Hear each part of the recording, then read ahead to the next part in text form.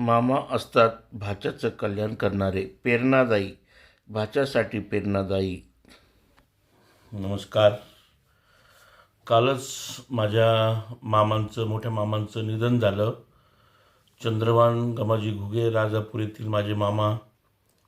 आणि मला बालपणाची आठवण आली.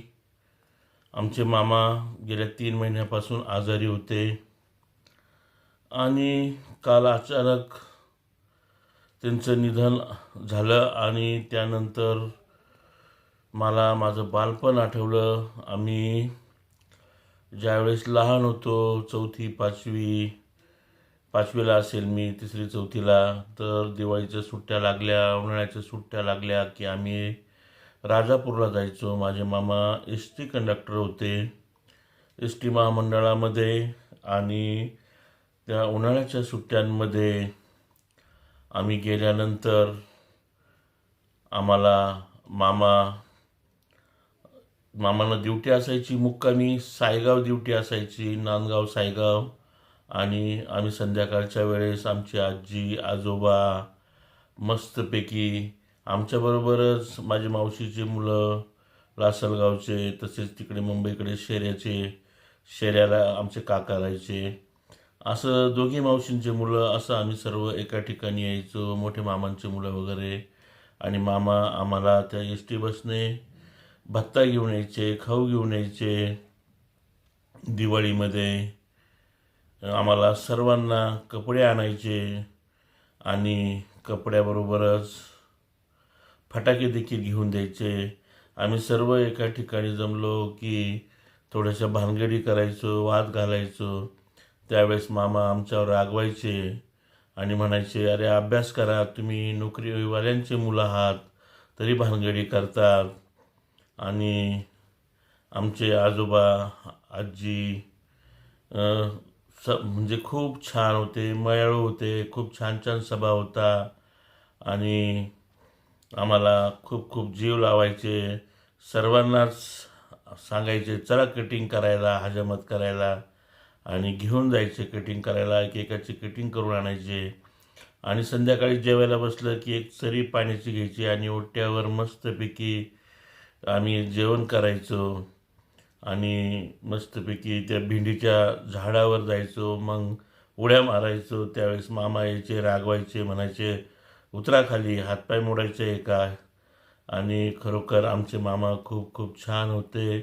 81 वय होतं. त्याचबरोबर एक लहान मामा एस टी क्लार्क होते आणि कॅशियर होते, ठाण्याला होते. तर आज माझा लहान मामा, मी लाडका भाचा होतो खरोखर खूप. तर लहान मामा देखील एक 8 वर्षापूर्वी अवघे 57 वय असताना एक्सपायर झाले.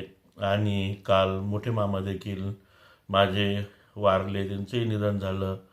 मामा जीवनामध्ये पाहिजेच. आणि मामामुळेच खरं आम्हाला जीवन मिळालं. माझी आई सांगते, आम्ही 3 बहिणी होतो आणि तिघी बहिणीच्या लग्नामध्ये मामांनी खूप मदत केली. कारण त्यावेळेस लहान मामा ड्युटीला नव्हते, मोठे मामाच फक्त एस टी कंडक्टर होते. सर्व राजापूरला खर्च हे मामा बघायचे. आणि लहान मामाचं जे शिक्षण झालं ते देखील मोठ्या मामाच्या घरीच झालं.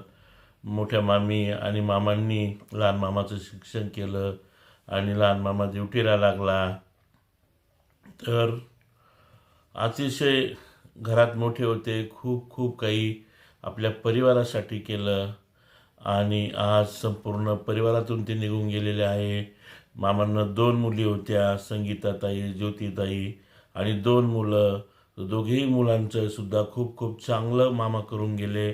मोठा मुलगा देखील शिक्षक आहे आणि लहान मुलगा देखील मातुश्री कॉलेज या ठिकाणी चांगल्या पोस्टला आहे. तर सर्वांचं कल्याण केलं. परंतु मामांना आता छानपैकी मामांनी भरपूर फिरलं, 4 धाम झाले, भरपूर यात्रा वगैरे केल्या. आणि अजूनही मामांची तब्येत वगैरे छान होती.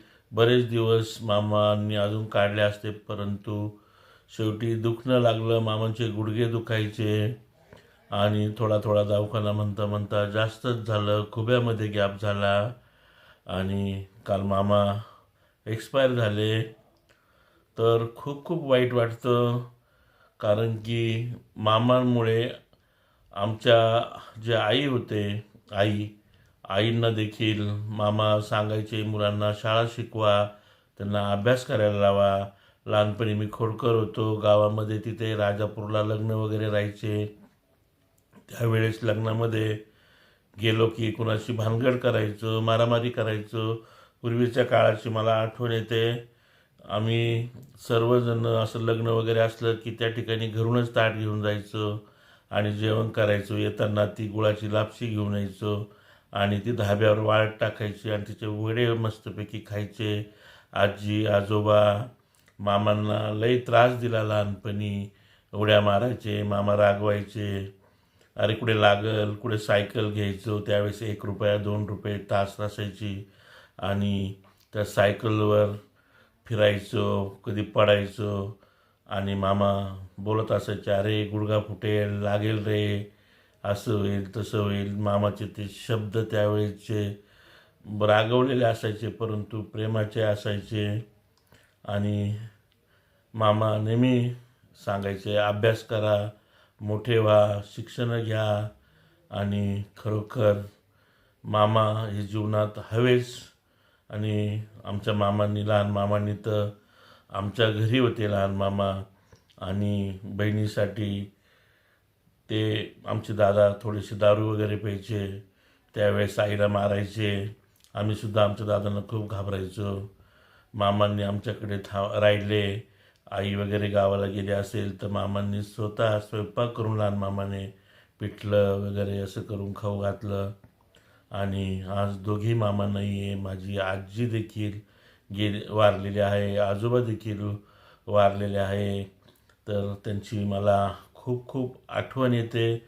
आज ज्या वेळेस मी मामांची राग सावरायला गेलो, असे धिप्पाड असे माझे मामा, परंतु राग सावरली त्यावेळेस ज्या अस्थी असतात त्या छोट्याशा कळशीच्या फक्त एका कोपऱ्यात होत्या आणि ती राख आणि त्या अस्थी बघून एवढा मोठा देह, एवढं मोठं शरीर पण पूर्ण राग झाली आणि एकदम असे डोळे भरून आले. परंतु डोळ्यातले अश्रू डोळ्यात ठेवले आणि बाजूला झालो. माझ्या मामांना, चंद्रकांत मामांना आणि सुभाष मामांना भावपूर्ण श्रद्धांजली तसेच आदरांजली. मामा, तुमची खूप खूप नेहमी नेहमी आठवण येत राहील. आता मागे मुलाचं लग्न झालं त्यावेळेस मी मामांच्या घरी गेलो निलेश भाऊकडे. मामा झोपलेले होते, मामांना उठता येत नव्हतं, परंतु तसंच भाऊंनी आणि मामींनी त्यांनी मामांना उठवलं. मामांनी मला टोपी घातली आणि अंगावर शाल टाकली आणि मला सांगितलं की आई दादाची काळजी घे. हो म्हणलं मामा, मी काळजी घेईल. मला म्हणे, तू खरंच छान छान सेवा करतो, तुझ्यासारखे मुलं आजकाल होणार नाही. परंतु मामांनी माझं भरभरून कौतुक केलं आणि तीच माझी शेवटची भेट ठरली मामांबरोबर. कृपया आठवण नक्कीच खूप खूप येते मला. मामा, तुमची आठवण नेहमी येत राहील. माझा सुभाष मामाचा देखील मी लाडका होतो. कल्याणला जर का कधी गेलो तर मामा काळ्या मसाल्याची उसळ आणायची. सांगळेवाडीमध्ये लहान मामाला सर्व दाजी दाजी म्हणायचे आणि मामा देखील खूप कमी वयामध्ये गेले. मोठा लाडका भाचा मी होतो मामांचा. एकदा मी मिलिटरी भरतीला मुंबईला जात असायचो, मला तो प्रसंग आठवतो. आणि मामा आणि मामी तपकीर लावलेली होती आणि मला वाटलं ते म्हणजे नाही, म्हणून मी देखील तपकीर लावली. मला कोलाब्याला अफगाण चर्चला भरतीसाठी जायचं होतं आणि मी देखील ती तपकीर लावल्याबरोबर बाथरूममध्ये गेलो. पूर्ण चक्कर यायला लागली, मला वांटीसारखं व्हायला लागलं, खूप खूप त्रास झाला. आणि लोकल होती 7:30-8 वाजता ती पकडायची होती. परंतु असं याच्यातही मी वांट्या वगैरे झाल्या, चक्कर वगैरे, मामांनी माझा हात धरला आणि मला कल्याण स्टेशनला घेऊन आले आणि लोकलमध्ये बसून दिलं व्यवस्थित आणि मी भरतीला गेलो. तर खरंच मामा लोकांचे बालपणाचे खूप खूप उपकार आहे. जसं आईवडिलांचे उपकार आपण फिरू शकणार नाही, तसं मामांचे देखील उपकार फिटू शकणार नाही. मामांना भावपूर्ण श्रद्धांजली. बाय. संपवतोय हा व्हिडिओ.